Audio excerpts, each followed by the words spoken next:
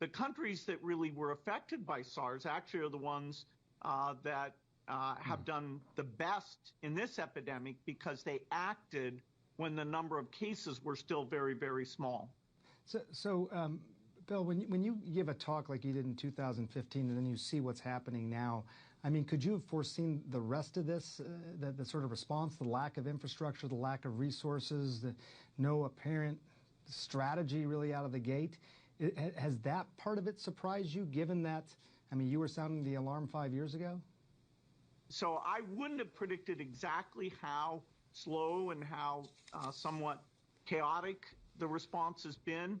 But if we had done those simulations, we would have seen some of these flaws in the system and, you know, behaved a little bit like the countries that have done the best on this one.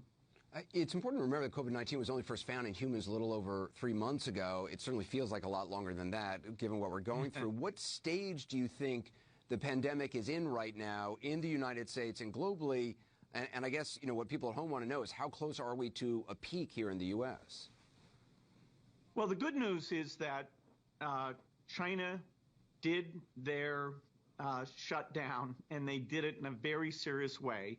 And after a 6-week period of a shutdown that's more extreme than even the best states in the United States are likely to do, they were able to start opening up again. And the total number of cases there is very, very small. So that's very good news. And as people are developing models, they look at that Chinese data, they look at how the South Korean numbers have gotten under control.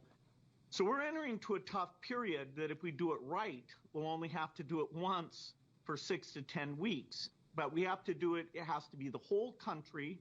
We have to raise the level of testing and the prioritization of that testing quite dramatically in order to make sure we go through one shutdown so that we take the medical problem and really stop it before there's a large number of deaths. We do then get an economic problem, which is why you want to minimize the amount of time, and having states go at different things or thinking you can do it county by county, that will not work. The cases will be exponentially growing anywhere you don't have a serious shutdown.